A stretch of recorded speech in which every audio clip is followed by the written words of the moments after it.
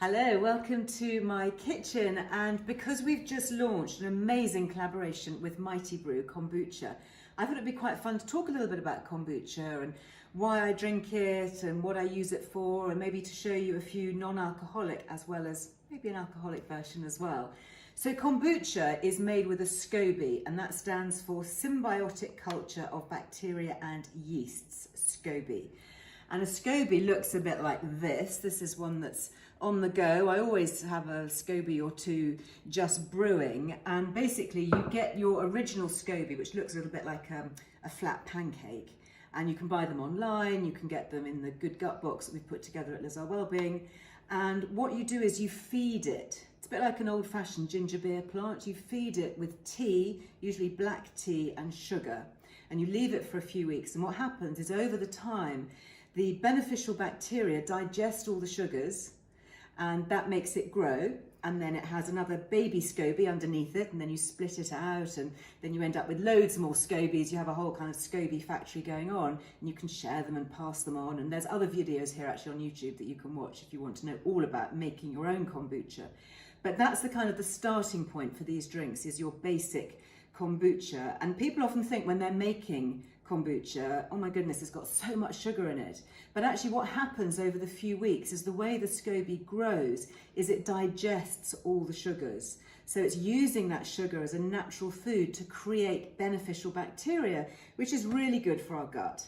And as we know, when we get our gut in order, our skin improves, our immune system is strengthened, our brain is improved, we get more serotonin and dopamine through the gut-brain axis. So lots of good reasons why kombucha is a really good, healthy, probiotic drink. And it's also low in sugar, because by the time you've fermented it and you come to drink it, it's actually very low in sugar. So it's a really good alternative to things like cordials.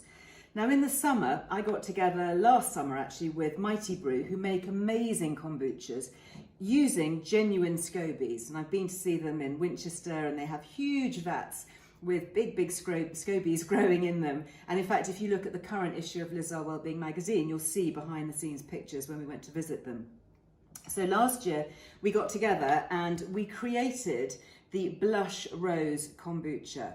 And this was an amazing hit this summer, and it's actually inspired by English meadows and gardens. It's an organic farm-produced kombucha, and it's made with organic rose petals and organic raspberries. And what I love about the Mighty Brew guys there, it's a very small family-run business, is it's really authentic. They don't just add a few little extracts of flavourings. They're actually literally in these big vats, double fermenting, so it's long fermented kombucha with real organic ingredients. So because the Blush Rose went so well, we thought, well, what can we do for Christmas? You know, party season. People might be drinking the odd glass of fizz, the odd cocktail, maybe buying some Prosecco or even a bottle of champagne.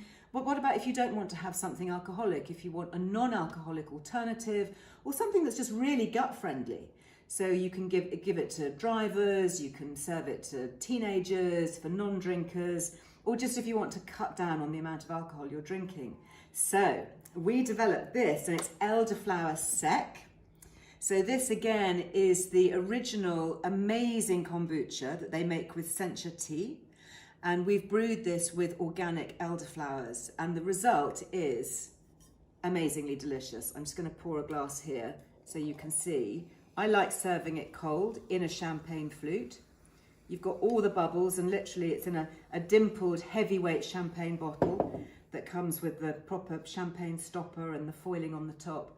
And that's it. So you've got the little bubbles there, just like you would have in a glass of fine champagne or a glass of Prosecco. Really good flavour. You can taste the elderflower coming through. Not too sweet, it's very low in sugar naturally. But it's much healthier than, you know, if you go to a drinks party or you've got guests around, you know, what do you serve them? A glass of kind of sticky, sugary elderflower cordial? It's not great, and it's full of sugar. So this, low sugar, but also really good for your gut. So a great aperitif, you know, if you're having people around for supper, open a bottle of this. It's a really nice talking point, but you're actually feeding your gut with some good gut bugs at the same time.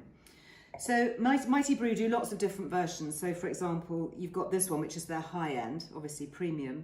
But other things, you've got lemongrass, they've got the original sencha. They actually use this, I think, as the base of most of their kombucha drinks. And then you may have heard me or seen me on social media talk about this one, which is winter chai. I absolutely love this.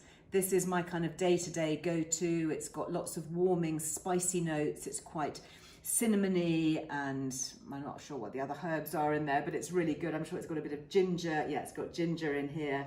And it's a really good, just a lovely winter comforting kombucha. And my kids love this. My youngest, I got him off all those high sugar fizzy drinks with this, and I'm thrilled because it's low sugar, but it's also good for his gut. So it's a win-win. So once you've got your kombucha, now you can either use obviously a kombucha like this, or maybe you're making your own.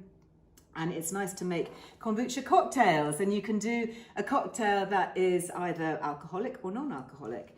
So to do a cocktail, you need, of course, a pretty cocktail glass and lots of ice. And the great thing about ice, of course, is that it melts. So if you are using alcohol, gin or vodka, then it helps to dilute it, so it's not quite so strong.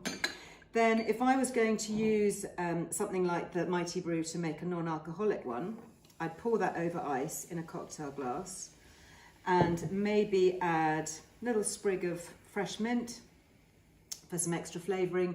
You could maybe stir in an olive here, and then you end up with something that looks really impressive. If you're giving a party, that is just the business, isn't it? That is just something that you'd be quite happy to sit and sip. Very nice. And you could add a little bit more olive juice if you wanted, a little bit of brine from the olives, just to give it that kind of martini flavour. And of course, if you want to really up the ante, you can make an alcoholic version. So this is how I do mine. I put some vodka over ice. Then I'll pour in, I'm going to use the Elderflower set because I just think it's a really good cocktail winner. And then I might not add the olive for this one. I might just add a few more of the mint leaves in there. Might just kind of just scrumple them up a bit just to get more of the mint flavour. And add the mint. Give that a little swirl around. I mean, how pretty is that, don't you think?